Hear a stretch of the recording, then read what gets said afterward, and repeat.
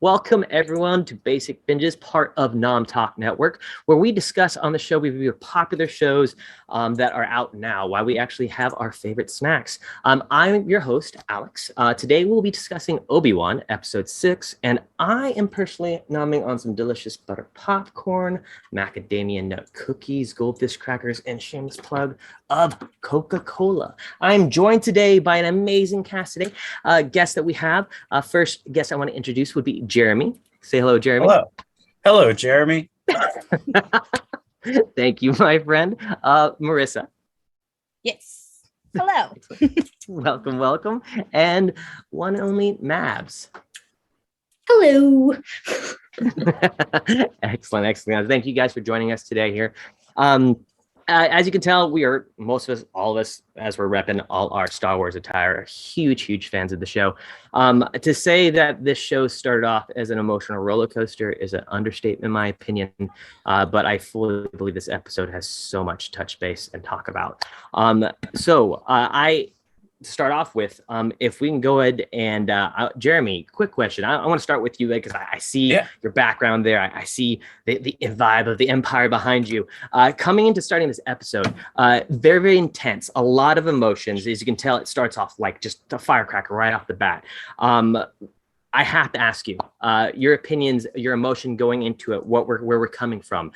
Did the show start off to your expectations on this particular episode?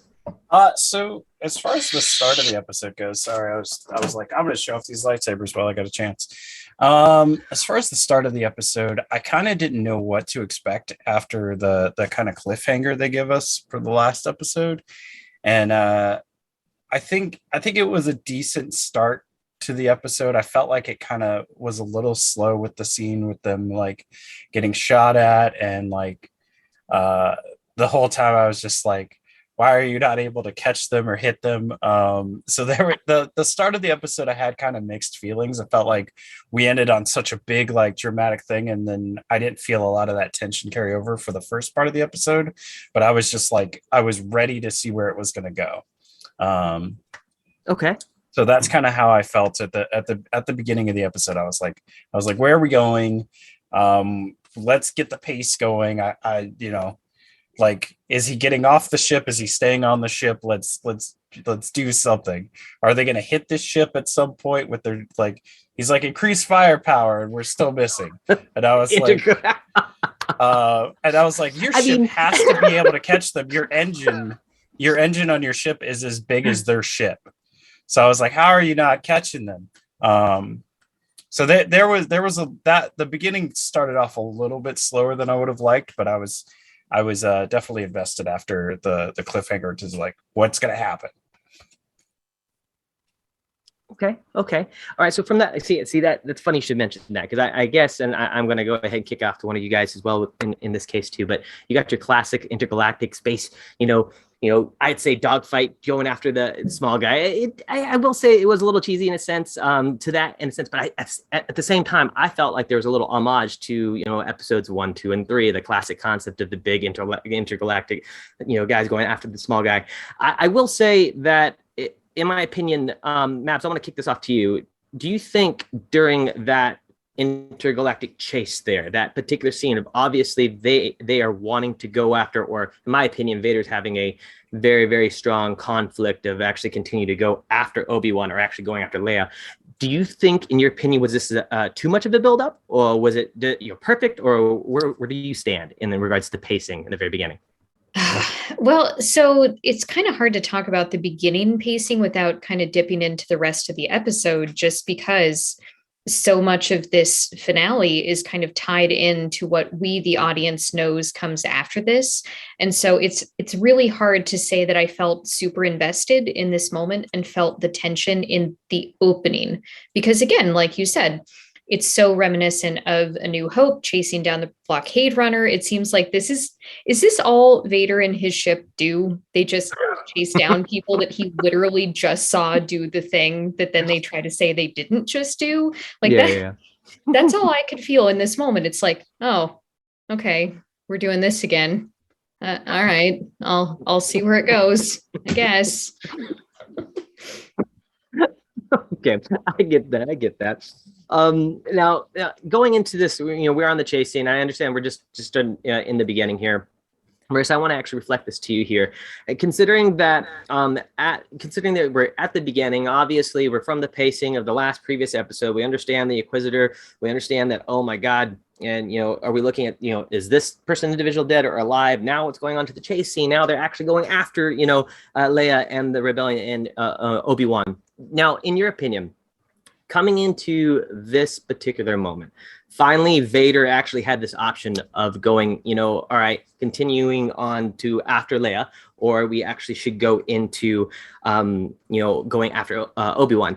Did you, because this is just me, personally, did you expect him to actually go after Obi-Wan in a sense? Or was it like, am I just the ignorant one? Because I felt like I didn't really expect that. Like, okay, sure, he is going after Obi-Wan. I mean, the pacing afterwards and chasing him, you immediately going against the Inquisitor.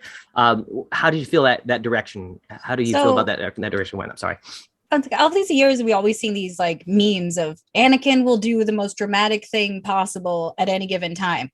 Yes. What's more dramatic than chasing after your former master and proving that you are top dog? So he's going to do that. Like, it's back when you think about like the original trilogy. He's like, I sense Luke Skywalker. There's something about him. I think that's my kid. He probably felt that with Leia, and he goes, okay, I could either chase my daughter, who's a child. I could get her later. Yeah. Or I can go kick Obi-Wan's ass. So that's what he's going to do, because that's the most dramatic thing he can think of. That's his base instinct. I like that. I mean, technically, the way you put that is kind of tactful, considering that Leia's young, he has time to catch her in a sense. So why don't you go to the next thing? Now, in regards to that, because like I have to mention this now, because once again, I'm a little nerd here. You were a you were a stand-in for the show, correct? Correct. Oh my God. Okay. So being the fact that you were a stand in the show, I keep on talking about intensity, because for me, like I said, maybe I'm just a gullible idiot when it comes to certain things. I understand that, excuse me, certain decisions. Don't die. Choking on popcorn. Oh my God. That or we've all been there. Disturbance in the Force. But in that case there, with all this tension buildup, how was it on set in those moments? Where, when it comes to like, I guess, I have to like the vibe on set, was it intense? Was it fun? Was it a mixture of emotions? For my episodes, I was in 4 and 5. So okay. I had the really intense episodes, and this was intense in its own way, but I had the laser fighting. I had, everyone going down. And my character has to like run and barricade a door and like take care of this woman who's injured. There's a whole thing going on. And us as stand-ins on certain shows have to do the lines and also do the movements. So anytime you see Sully acting out a scene, I had to do that first. All of her emotions, her nuances, those are all Maya. She did an amazing job. I had to physically run and then they film me and then they show it to Maya and go, okay, here's where we're going to have your start mark, your end mark, all those things, while I'm saying her lines for her. Like she obviously knows her lines, but camera doesn't. So I would have to dodge people running. I'd have to dodge, all these things going on.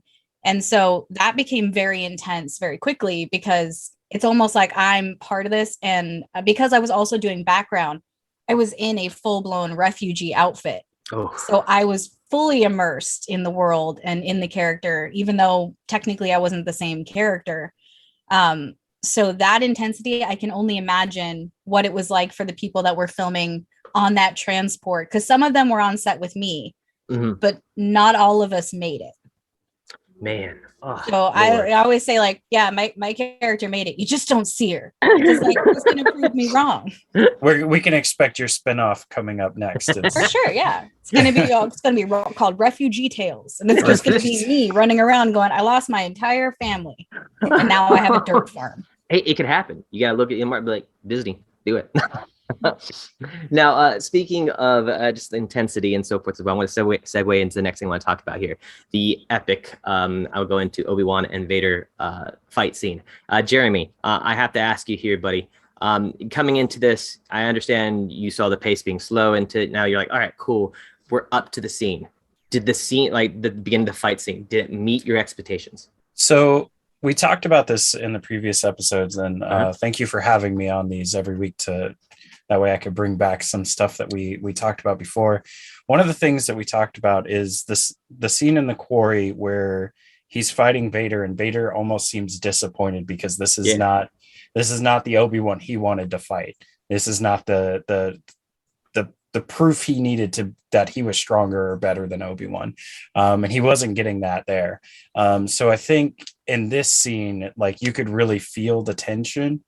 And I felt like it was much better. And I think cinematically, I've complained a few times on this show about some of the shots that the director is. Producer Steph is laughing at you, by the way. Yeah, she knows the shots I complained about. There are some shots where it was just like, why did you do a big wide thing there? Why did you do that? But this episode, whoever was directing camera was like on it for some of these shots, and the scene. The best part of that scene is Obi-Wan is standing by all those rocks, and that's his background. And then there's this big empty background where Vader walks through, and it almost evenly matches the screen. So there's like a yin yang kind of dynamic with the shot. And I thought that was so good. And then the fight starts, and Obi-Wan takes his famous fighting pose. And I brought this up before. I was like, he is not fighting at his best because he didn't do his pose. He didn't do he didn't take his stance. And he has like two stances that he uses throughout the series and the extended series. And as soon as he went, like, I was like, yes, I was like, it's about to go down. And then they repeated like the lines from like the films. And it was just like this big wave of like nostalgia, and like, this is what we have been waiting for. So I think, yeah, that was the moment where if the whole episode had started with just that scene, I'd have been just as happy, because we got the build up for that, all the tension that we've been having, and just the big payoff for like that scene right alone. Now I want to for go the ahead. Start of the fight. Yeah, totally. I want to go ahead and segue over a little to Matt. I need your opinion on something here, considering the fact that, we have, Jeromy telling us, this epic, fight scene between, now you have, Obi-Wan and Vader. It feels as if it's a second fight scene coming in here. Now, in my opinion, Jeromy did an excellent, job of just saying how well the fight scene was executed. Now, I do see a common problem sometimes with movies, where a fight scene can be coordinated well, but the emotion's not there per se. Do you think this second fight scene between Vader and Obi-Wan was just to sell it, or was it actually needed in the storyline? I absolutely think it was needed, because if we think about the next time the two of these characters see each other, they have a whole exchange about the last time I saw you, I was the student, now I am the master. And that's what I've been looking forward to this entire time. It's like this miniseries is leading up to this fight, because we know it has to be something pretty cool, right, for them to talk about it. And maybe if they get another season, we find out this isn't the last time they square off against each other. But I'm okay if this is the last time, because it kind of touched on everything between them. The emotional arc was there. Everything was there that I needed. I hate to say I wish it hadn't been cut with all of Reva's scenes, but that's neither here nor there with the two of them. So yeah. It worked for me in a lot of ways, and it's what I've been waiting for since they announced the series, pretty much. Yeah, see that I was wondering too as well, because I mean, being just an opinion on it, you see the battle scenes, and I was left kind of feeling empty, with their first interaction, and I got it, I understood it, and I was just hoping that this wasn't just going to be a ticket seller fight, one of those things where you saw it. Jeromy, you made an excellent point. You see him in the stance where he is, he's there, just being as an individual, like, this is a total different, Obi-Wan compared to the previous one here. Now, when you put in the Kill Bill music, as soon as he does that stance, it's like that's where it goes in. It was like the famous Bruce Lee concept, just adjusted himself. You're like, oh, he's like, he done messed up now. No, by all means, that's fantastic. Now, Mabs, you brought up an excellent character talking about Inquisitor Reva. Marissa, I want to hop onto you here. Knowing who we know who, Inquisitor Reva is at the moment. We discovered in the last episode, where she came in. We understood that Vader knew who she was and that the previous Inquisitor was a tricky bastard. That being said, on her character development in this moment, what would your opinion be of her? Like in this very defining moment of this episode? I feel like she didn't really have any. Like, I feel she started to, and then they went, oh shit, we have one episode left. We got to wrap this up. We got to get that fight in there. And they forgot about her. And she had so much more she could have given and what she could have done with that. Like even just tapping more into her emotions from the youngling situation, from Order 66. Just more of an anguish and less of a rage, because it seemed like that's where she was going. She started off as rageful, and then it felt like she was starting to kind of arch over that and become more in touch with her emotions and getting, basically hear her healing that she needed. And they just abandoned it. That's that. I really, Jeromy, please go. Yes. I do hope that this isn't the last we see of her. I felt like this whole episode, and Mab kind of touched on it too, where it was like, I kind of wish they didn't cut to her scenes, because they didn't have, like, it was like a pacing thing. It's like, we're in this really intense moment, and then, she's chasing these farmers through a house. It felt less intense, and it felt like a weird shift as far as the dynamic. And then I think, we didn't get enough out of her, but the scene where she chooses to not become Vader was like her best scene. And we needed more of that. With that, her whole section could have been that, instead of, I'm going to ask this guy at a watering hole about Obi-Wan. Like, that was such a weird shift from Obi-Wan and Darth Vader fighting to this watering hole scene. It was like, there was a weird pacing issue there, but like, I agree. It could have been so much better, and it could have really dove into that a little bit more. Cause I like that she sees herself laying on the ground, and she has to think about killing herself. And if she does, then she takes that step to become a Sith, because that's the way Darth Vader puts it. Because that's something we see throughout the series. We see it with Kylo Ren, where he kills Han because he thinks that's how he becomes a true Sith, is to kill those parts of himself. Yeah. And like, I've made the comment throughout our episodes that she didn't have Sith eyes. And in my head, I was like, if she does it, like, obviously we know that she doesn't kill Luke, but if she had done it, I would have been like, her eyes would change. I was like, this is the moment where you decide if you go full Sith or not. Now, question into this, considering the fact that she technically got stabbed twice and lived, other Jedi and / Sith have been stabbed multiple times and lived, yet one of her favorite Jedi just like kind of got executed. Maps, I have an opinion. I have a question for you. One, do you have a theory to why Homegirl survived 2 lightsaber stabs compared to, experienced Jedi? And then 2, do you think there could be a spinoff or continuation on another show with Inquisitor Reva? Sorry. See, that's what I've been thinking this whole time. And I don't think I'm alone in that. I can't be, because they spent so much time investing in who she is and her character and her emotional development and all of these things, that it's like, this can't be it for her. And we know that there's going to be some pretty big announcements coming later this year, right? So maybe we will see more of her. Maybe we'll see more of her as she is now. Like, maybe she and Obi-Wan are going to become the new underground Jedi railroad. Maybe she is going to go off on her own adventures. Like, I would watch it. I think I would watch it. I was very invested in her story arc and everything until the cuts in this episode, because Yeah.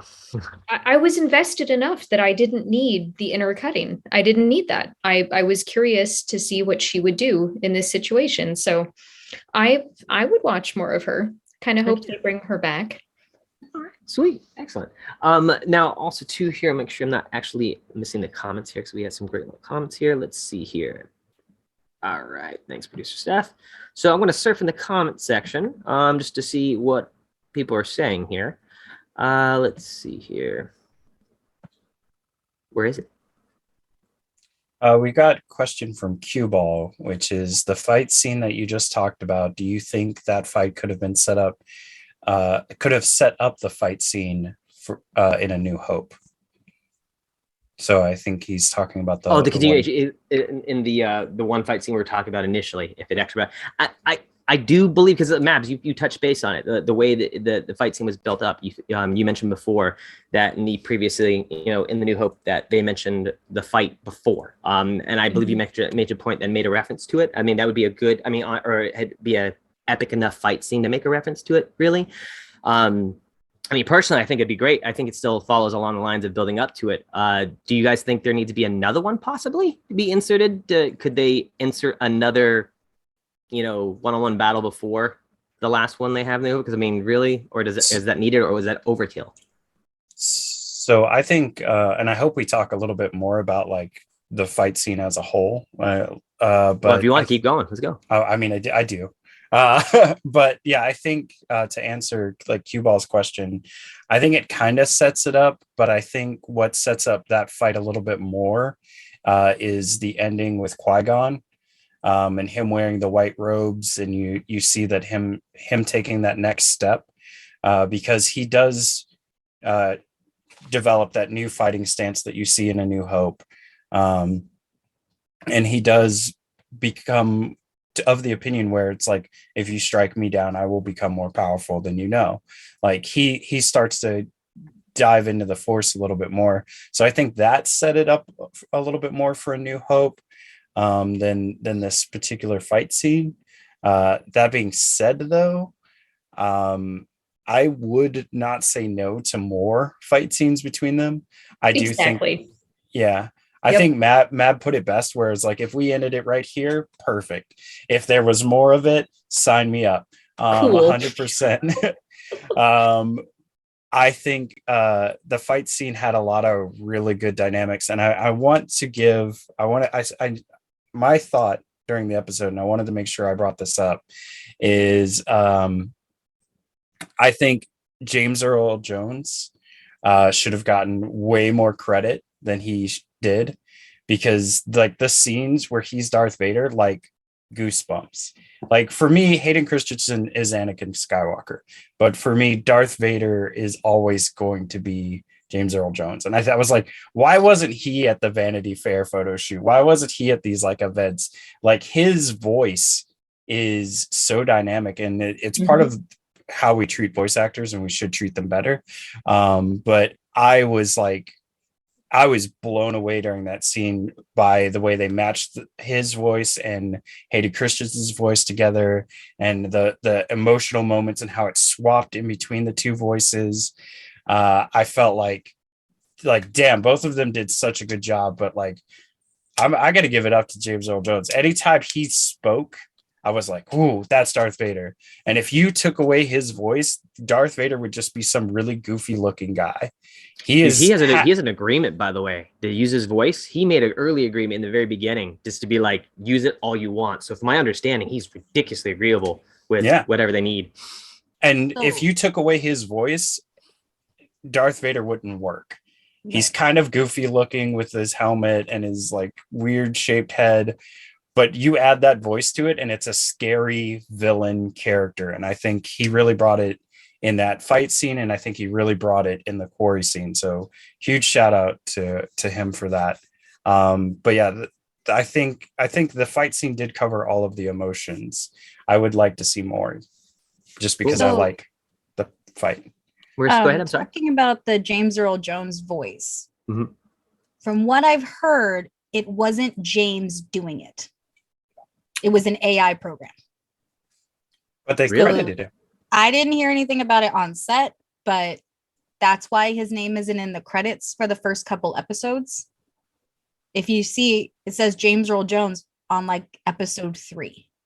Interesting. Because Wow. I watched the credits because I was looking for myself. But Hey, there's nothing wrong with credits that. so I could just be like, that's me. But from what I heard, at least in the first couple episodes, it wasn't him. It was an AI program with his voice. Oh, Interesting. So I don't know if that was ever verified or not. Because they do have that. They have revoicers. That makes sense. So I don't know if that's something somebody ever verified or denied, but that's what was going around for a very long time after the first couple episodes. Man. So if that's the case, then he does need more credit in more ways than one. Yeah, no, by all means. Yeah, and like I said, I have to actually, I'm kind of curious now. Actually, I'm looking it up here real quick here. we're gonna. So he was in the credits for the 6th episode. Mhm. In the 5th. I see what you mean. Yeah, it's actually over here. They said they did get permission to use a voice alter and have somebody else coming in as well. And they're not telling. I don't see the reason why, but that's gnarly. And I mean, and it does make sense to some extent. It is a little depressing, Jeromy. I do agree with you in regards to it. Vader is nothing without that epic voice. I mean, I even joke around saying, "Can you imagine Darth Vader walking around with the voice of Skeletor?" That'd been hilarious. But in regards to who he is, so as an individual, David Prowse. I am your father. Exactly. Hearing those clips is the funniest thing I have ever heard. Like I gotta hear that. I gotta do that. It's fantastic. Poor David. He thought he was Vader, and I feel so bad for laughing. But oh my god. that voice, man. Lord. Now, okay, so we've touched base a lot with the build up, the decision making of Vader going after Obi-Wan, the history between them, the build up, the fact that this fight could be because it seems that we're all in agreement that this fight could be the be all end all. Great if they ended it, but be fantastic if they had more. So that, I mean, I'm definitely in agreement with that there as well. I have to talk about Marissa. I want to talk to you about Leia herself, the princess herself. I love your buns, fantastic, look great, by the way. What do you think? To me, because I did she bring the heat? This last episode, was she continuously, do you think, from the last, let's go on to compared her to the last episode to now, would you think she stands up to par? I feel like in this episode she didn't really get to be the sassy Leia that we all know. But on the other hand, she's a kid who just went through a lot of trauma, so that kind of makes sense. So to me it's not bad or good. It's just how kids process trauma versus how adults process trauma. So to me, if I was a little kid and I just watched, this lady that I knew who saved me die, and this robot who was saving me die, and now I'm learning more about my past. I know, right? It's a lot for a 10-year-old. Now, no joke. Yeah, I mean, I agree. I mean, coming into it, I guess it was really heartfelt because I do believe that she didn't have as many lines in this particular episode than the last one, but I think her physical acting was on point to the concept, coming back home, putting on the holster, who she was now. I believe that was a sign of a political figure, but at the same time, willing to fight for what she wanted to do. So I totally agree with you in that regards there. It just being natural reactions of a child experiencing death and loss. So by all means, I do think she still was there, but I think her physical acting was on par. Amazing in that regard. She's a wonderful little actress. Like, even just I watched her live do all those scenes where she's climbing up in the vent and all that. And I was just like, I love her so much. She is the sweetest little thing. Her stand-in had to do something and she left, came back and went, oh, so sorry. So here's what you're going to do. And like help the stand-in out. They were like working together and she's like, thanks, have a good day. And I was like, you're so cute. I don't know what to do. But like to have the dichotomy of she's so sweet in the real world and kind of quiet, turn on the Leia and just turn on the sass and the like snarky comments. It was amazing to watch. That's that's great. It's good to hear that I did they're have down to one earth, too. Leia complaint, and I know that I'm going to get attacked for this because I'm in God. I'm in Leia company over here. I had one issue, not with the actress, not with this is more of a director. I see Mav is leaning in. I'm ready. I thought she did really good throughout the whole series, but her last scene where Obi-Wan steps off the ship after she thought maybe he was dead, and she runs and she's like, Lola, and she just passes by Obi-Wan. I'm just like, she like that interaction, and again, not her fault. This was a poor direction decision where it was like she cared about the robot that she got back, which is, you know, it's good that she loves her droid, but also like she didn't immediately also embrace Obi-Wan. Like there should have been like that, holy crap, you're alive, this was a surprise, they didn't tell me you were coming. But it was just like, oh, Lola, go talk to my parents, Obi-Wan. Like that whole scene was just like, I was like, why? She knew that he was fine. As we discussed previously, she knew. I'll put it this way. I have a 6-year-old. I'm chopped liver. Like I come in the house and she's like, what'd you bring me? Where's my present? I'm like, you haven't seen me for a month because I've been on set. And she's like, that's nice, Mom. I love you. Where's my toy? Like, where's my Lola? Don't care. Kids are just oblivious. They're like, look, I missed you. I love you. But also my toy. But that's also very Carrie. I was watching it going, yeah. I feel that a lot of the scenes that she had in this episode that weren't the sassy, that were the more direct, the more quiet, the more emotional, those were all very Carrie. Like when Obi-Wan is having his flashback thinking about both the kids, and we get all those inner cuts, and it's the moment of her smiling at him with the crooked look, and that was the most Carrie thing she's done the entire time. And for me, it was perfect. It was absolutely perfect. And I don't mind that she went for the robot first, that she went for her little droid first, because she knew that he was fine. Because as we've established throughout this entire thing, this entire show is just to prove that Leia is force sensitive. That's it. That's my hill that I am dying on. Okay, I will accept the Force as a reason, but okay, I was just like, she's so. I thought it was adorable when she was doing up her hair and getting the gloves on, the fingerless gloves on, coming in. I thought that whole scene of like getting ready, I was like, okay, that was my most emotional moment. I have been watching the show throughout with my 16-year-old who is also into Star Wars, and he knows how much I love Leia and Carrie, and watching that whole sequence, I was sitting there with like the pillow on the couch up in my face, just going, oh, she's dressed like a Jedi. I can't. I was freaking out the whole time. I love that she put Lola in the holster. It's like perfectly fit in the holster. At this point, that is her weapon, because as we know, diplomacy becomes her weapon until it is no longer an option, and then she blows a hole in the side of the Death Star. That whole holster scene right there was just a perfect example of who she was in her character development right there and then. I mean, coming the option, it's funny you even should mention Lola scene, Jeromy, and Mabs and Marissa, you guys following up on it.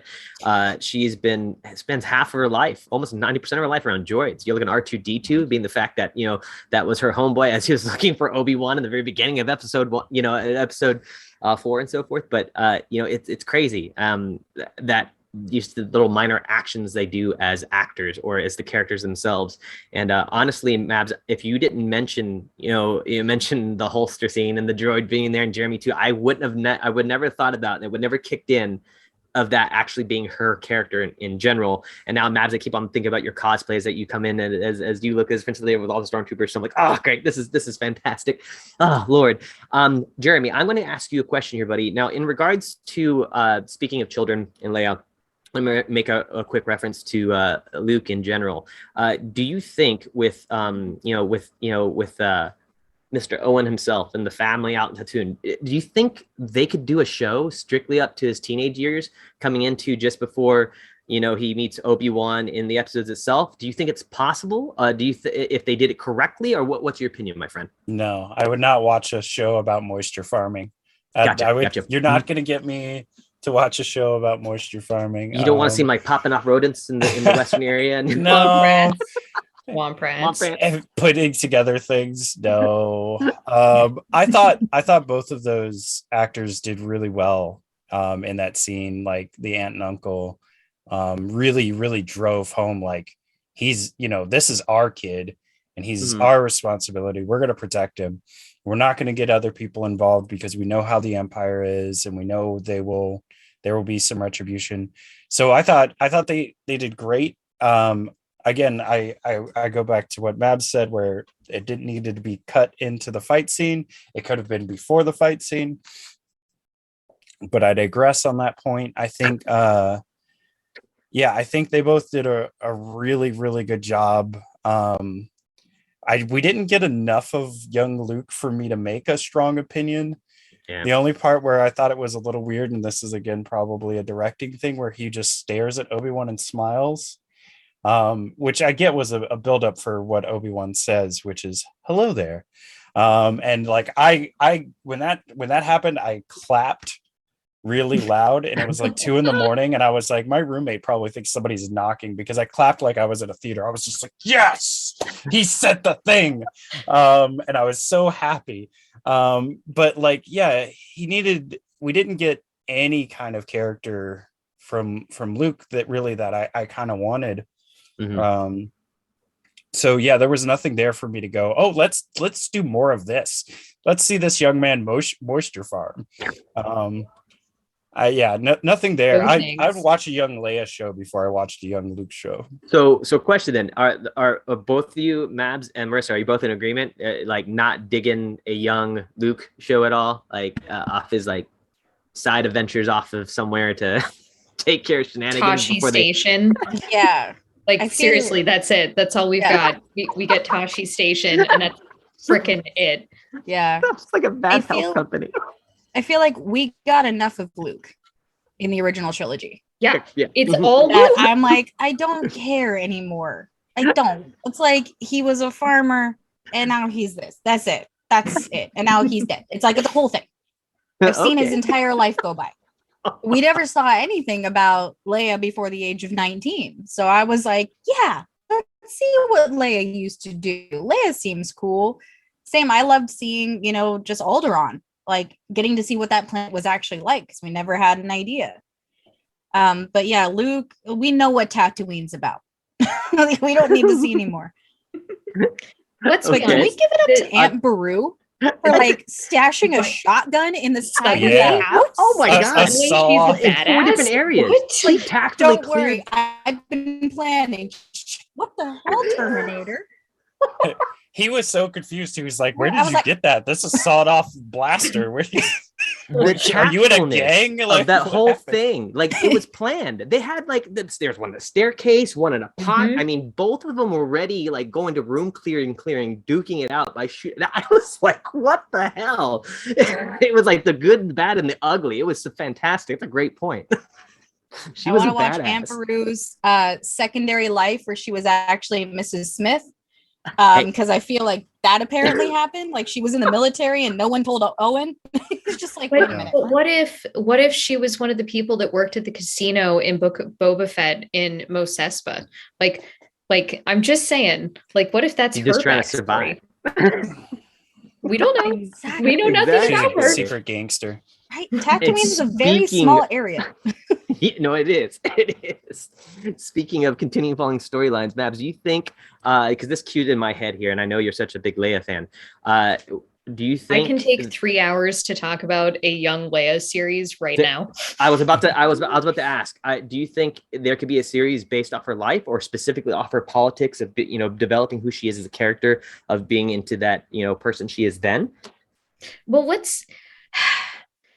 Deep breath. So remember when we had the thing called the EU, the expanded universe, and we had all of these stories about these characters to kind of fill in the blanks. We know that Leia attended the academy, the same academy that Luke is talking about. We know that she attended the Junior Senate. We know all of these things that she did. We know that she and Admiral Holdo have known each other for a very long time, and they met as young ladies at the academy. So why not that? Why not a West Wing / kind of Battlestar Galactica series about young Leia learning to be the pilot, the fighter, the politician, all the things that we know she is? Like that's what I want. That's what I've been waiting for since I became aware of Star Wars when I was a kid. Like that's what I want. And the current rumor, thanks to UK tabloids, is that Millie Bobby Brown, who has been favored since kind of the beginning to be a young Leia, is once again being mentioned as being part of a Star Wars project. We don't know what, we don't know why. She is just being rumored. There's no confirmation or anything, but I'd be okay with that at this point. Now, question to Jeromy here, because I'm about to segue into you, buddy, and this might go into what you're talking about now. Interesting part, Maps, because I did hear the same thing in regards to her name being brought up. And about 5 hours ago, it was brought up that both Obi-Wan and both Ewan McGregor and coming into, they're both wanting to come back to a season 2, possibly. They don't know the name of it or how they're going to bring it in, but both actors have agreed to a verbal contract of them wanting to be on the show itself. Now, Jeromy, question for you, my friend. Asking her, and please bring up what you were about to say before I interrupted you as well. Other than a possibility of following a young Leia, do we believe that there's enough of possible meaty concepts to continue an Obi-Wan story to the build-up? So here's I'll get into that. What I was going to say, I was going to address MJ Flores's comment about too much boring political stuff on Alderaan, and I'm gonna hard disagree. One, she said she's going to change things, and she's going against like the powers that be. She's basically trying to fix the system. But we also are going to get to see her, as Mab said, we're going to see the fighter. We're going to learn how she learned to shoot. And if you watch the movie, she outshoots all of the guys. Like she's there's something there. Like we're going to see her. But we all know why, right? Because when they were shooting, Carrie kept flinching, and so George made her go do gun training, and so she actually had the best marksmanship out of anybody on the set. Yeah, so I think there is enough there, and seeing her as a pilot, seeing her like really develop, like maybe not 20 episodes, but there's enough there for something. And so hard disagree, because I think the political stuff would be interesting, because that's a big part of the Star Wars story. It had, I'm about to say I won't go too much into that, because I mean, if we're gonna be technical, the first one was based off Vietnam, so we won't go into there.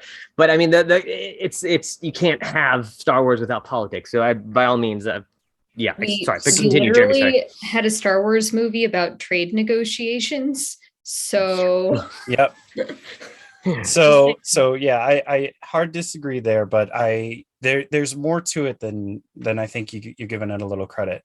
As far as more Kenobi and more Vader go, I think there is something there. We know that the older Obi-Wan is not the same Obi-Wan that the series starts out as. We know that later in Rebels, he takes down Darth Maul, who comes looking for him, but finds the child. And then he's like, I got to take him down, because Darth Maul just doesn't stop. That's his whole thing. He does not stop. He hates so much, and he's going to keep going. So I have to stop him here. So the build up to that would be great. But I think the next step, and this is where I see it going, and what I think is ideal, is we move to the Ahsoka series. And we have Obi-Wan and Ahsoka reconnect.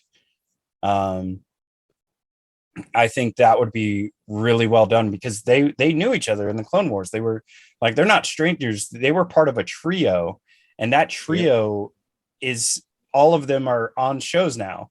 So I think the same with Vader. Even though we do get a really good fight scene in Rebels between Ahsoka and Vader, I think there's something there. I think having Hayden come back, and having Obi-Wan come back to do that series is more important to me than doing more Kenobi series. I like that he's setting off, and I do want to see more Liam Neeson. I think that would be great, But I think right now for me, the next step is connect the three of them, reconnect that trio, that triangle, because they all went in different directions. And technically, technically we're supposed to be separated. So yeah, they said, and they say this in the series, and a lot of people have shown it in memes. It's like, as long as we stay together, nothing could happen, nothing bad could happen. And then it shows there's a picture of each of them separate now. Yeah. So I think at least reconnecting, like her reconnecting with the two of them in different ways, is much more important to me than like a Kenobi series. Because one, I love Ahsoka. I adore, because she is the first canon gray Jedi. And I brought this up first, man. Whew. Yeah. So I think as the first canon gray Jedi, like there's a lot that we could do with her. There's a lot of like interaction between her and Obi-Wan, where he could be like, "Oh, I can help you become like a Jedi," and she tells him, "I'm not a Jedi anymore. That's not who I am," because she's not. And there's also I think there's a chance that Reva meets Ahsoka as well on her little redemption journey, because Ahsoka's not a Jedi. She's in between those two things. And I think there's a chance for that connection, and I think that would be great. But as far as like what comes next, I just want to move on to the Ahsoka series. That'd be great. I mean that, and also the Mandalorian kind of almost sets its way, and I'm not saying that it's going to happen, but in my opinion, looking at Mandalorian, Ahsoka's presence, the Mandalorian society itself, its issues with the Jedi itself, they're technically, hypothetically, one of the Jedi's biggest villains in there, other than the Empire itself, is they actually have more of a bad blood history with the Jedi than the Empire does in general. Mm-hmm. One nerdy fact here, I'm going to pointless put in there, but hypothetically speaking, when it came to Mandalorian duking out with Jedi, they'd have versions of shotguns. They'd actually go ahead and have shrapnel and shoot it at Jedi, because their opinion is once the Jedi slashed it, shrapnel will come out and hurt them. So they were the first to have like the anti-Jedi fight weapon. So that'd be great. So I'm in agreement with you. That would be fantastic to see that style of that show to come out. I love the meme for that, where it's like the guy loading the shotgun. It's like, "Oh, you block lasers? Shame." done. Exactly. Well, shoot, we're coming short on time here, but I want to go over here, Mabs. When it comes into the episode yourself, what is going to be your final thoughts and opinions? I really feel it needed another editing pass, and I feel like I say this about everything, but that's how I feel. The tension was kind of there, and the intensity was definitely there, but I just felt getting from point A to point B was a little muddied and kind of needed a little bit more help getting there. If the point of this was to make me interested in what's coming next, then I'm there. I'm already there. Like, I would definitely want to watch more content with some of these characters. Some of these characters I already know, but I'm definitely interested in seeing what comes next. So it's successful, I guess, if we want to go off that. Right on. Fantastic. All right, Marissa, final thoughts and expectations on episode 6. So I really liked what they did. Like Matt said, it definitely needed more editing, because there was a lot of really weird connections and weird jump cuts for no reason. But overall, I'm pretty happy. I feel like it did go quicker than it should have, because it's only 6 episodes. They could have easily spread it out to 8 and given us more of Reva's, character arc. And it's really bold of them to start the episode pretty much from the get-go with a lightsaber battle. Yeah. Like, it was really early on. I was like, damn, okay. But I like that it was a longer battle, because usually we're used to like a 5-minute sequence and we're like, oh, well, now Qui-Gon's dead. Yeah. Now Darth Maul's in half. That was 5 minutes. Okay. That could have been better. But this one, it was like, we got the high ground switching. You've got, him getting his stance back, everything. So I was like, all right, this is everything I want in a lightsaber battle. I'm glad you put it earlier so you had time to do it. But that ending, I may have cried a smidge, because Phantom Menace was my Star Wars movie that I saw in theaters when I was 11, and it set off a lot of things for me. And so that Halloween, I was Amidala.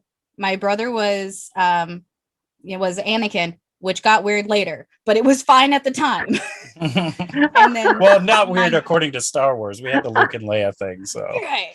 But then my dad, who never dresses up for Halloween, has long hair. So we made him be Qui-Gon. Like having that come. Ewan was one of my first crushes at 11 years old. And then I got to talk to him and have these like weird moments. It took everything in my power not to yell, "It's fucking Obi-Wan Kenobi" the first time I saw him on set. I was like, "Don't say it. Don't say it. You're gonna get fired. Don't say it." But just, him coming over, "Hi, how you doing?" We almost ran into each other on a couple of occasions, and he said sorry to me, and I was like, "Don't apologize. It's fine." So to have that moment, and then now having my dad finally, because he loves Star Wars, finally dressing up for Halloween with us as kids, and to see that character appear, I was like, "Oh, it's full circle to when I was 11." Oh. So it was way more heart tugging than maybe the scene really was. Mm-hmm. But I think that's what everybody wanted this entire show, was that moment that took us back to the first time we saw Phantom Menace, to the first time we saw these moments. And I thought it was really beautiful that they did that. Totally. Yeah, I have to like insert it in, and by all means, like, Jeromy, please, I'm gonna move right into your final thoughts. And long story short, I come into like watching, I remember episode 4 being my original Star Wars, watching it, and like all of a sudden fast forward to actually being, I think I was around 12, 13 when that was my first introduction, episode 1, and I was like, "Oh, this is great," to all the trash talking you hear from other people, and you just, it happens, you just listen to it and do what you want to do, you really don't think about it until the build up to like, people trying to make up and break in, the family, the story of Luke's, to now. I'm telling you, I wanted to, after last night, I'm like, don't cry, relax, it's okay. He might be back. If not, you have a great series behind it. This is okay. But it did feel, yeah, I know, right? It did feel like a redemption arc in a sense, because I never really had anything against him personally. It's just hearing things and so forth, and what, in general with the multiple actors and stuff. But in the end, I felt like this show did an amazing job of connecting it. And if it is the ending to it, fantastic. If not, then okay, bring a little bit of time. I'm kind of curious to see what's next. Yeah. But I digress. Jeromy, final thoughts before we go ahead and give people your guys' social medias and informations and stuff, where to find you. Sure. So my final thoughts are going to kind of encompass the whole series, since I've done multiple episodes of the Nom Talk binges. Okay. I think overall I've had consistent complaints about a few of the director choices and a few of the camera choices. One of those being like, I'll never forgive the Magic Tunnel. Like, I will absolutely never forgive the episode of the Magic Tunnel. I'm going to carry it to my grave, Mab. I'm so mad. Okay. And then like the laser fence and stuff like that. There was a lot of contrivances in this series that I forgave because it was Star Wars and I love Star Wars. And if it had been any other show, I would not have forgiven. And there were a lot of interesting direction choices. But that being said, like the series without this last episode, I would have been like, oh, it was all right. But then this last episode made me go, all right, hell yeah, I loved this. I'm a big fan of this whole series now, because this last episode was exactly what it needed. And I think the fight with Obi-Wan and Vader was amazing. And I could have just watched that and I would have been super happy. The part where like he's standing over him and you get that high ground switch and he's like, I got the high ground now, bitch. And they're doing their famous lines. All of that was amazing. The scene where, for some reason, I think we also got to see the Force in a little bit more fun of a way in the series too. When Vader pulls down the ship and then rips it open, I loved that. Reminded me of Force Unleashed. I was like, hell yeah. And then it also reminds me of the comics, and then when Obi-Wan is throwing the rocks at him like he's the Avatar and it's like earthbending and he's just going hardcore at him. All of that was amazing. But I think what it really needed was was the scene where they're going back and he's talking half Vader, half Anakin. And he says, Anakin is dead. I killed him. And then you get Obi-Wan crying, and he says, you've got your strength back, but you still have that weakness. And that weakness is like his love for Anakin. And I thought it was so beautifully done. The lighting on those scenes, if you go back and watch it, you'll see them lit up with blue and red as the emotion changes. And I thought it was just so poignant and so well done. And like that, to me, the whole series building up to that was 100% worth it. It was a great performance. It was a great use of the Force. It was a good back and forth. And like I said, I think that to me was the climax that the whole series needed, and in a lot of ways saved the series to me. If it had been like a 5-minute fight scene or a quick thing, like they said, it would have been like, oh, well, that whole series was bleh. And I love Obi-Wan. Like I don't, I get asked to cosplay Obi-Wan a lot, so a little personal in my heart. But I think overall, I just needed that scene. I needed the dynamic. I needed the back and forth, and I'm happy. I am incredibly satisfied with the way that scene turned out, and the way that you get to really see him like let go of Anakin, and you get to see how Anakin like truly did, like he could have took his head off right there and he still walked away. I think the whole scene was just super well done, and that was definitely the best part of the whole series for me. Right on. All right, buddy. Well, Jeromy, tell us where we can find you on your social media and information, where people can find you, buddy. Sure. So I'm Jeromy TV, just how it is on the screen, Jeromy TV for the podcast. And I am on Instagram, Twitter, Facebook, and on Twitch, where I have these nice Obi-Wan raccoon emotes that I use on my channel. Right on. Fantastic. Mabs, where can we find you, or your social medias? Primarily on nerdbot.com, where I am editor-in-chief. Come read us, come follow us. You will find me very easily if you do that. Excellent. Marissa, where can we find you?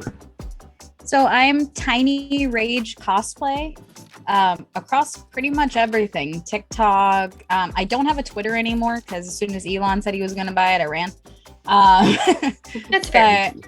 I still have Facebook. I have a Facebook fan page. I have my Instagram, and I have TikTok, and they're all the same. Excellent. Right on. Well, my name is Alejandro Cowie. You can find me at IAMCOWIE on Instagram, where I post daily shenanigans and reels. So go ahead and see, you can find me there. Jeromy, Marissa, Mabs, you guys are fantastic. Thank you for nerding out with me today and having a fantastic discussion on Star Wars. Thank you for having me. Oh God, I just love when you guys join us. It's always an excellent time. Ladies and gentlemen, Witches and Wizards, thanks for joining us today on Basic Binges. Remember, we are going to have a show tomorrow on Nom-Watch Review. We're going to be talking about Spaceballs tomorrow night on the 35th anniversary. It might be some Star Wars influenced, so we're going to be nerding out on that. But we always appreciate you guys joining us. And yeah, thanks. Have a wonderful day. And please, please, please come back to see us.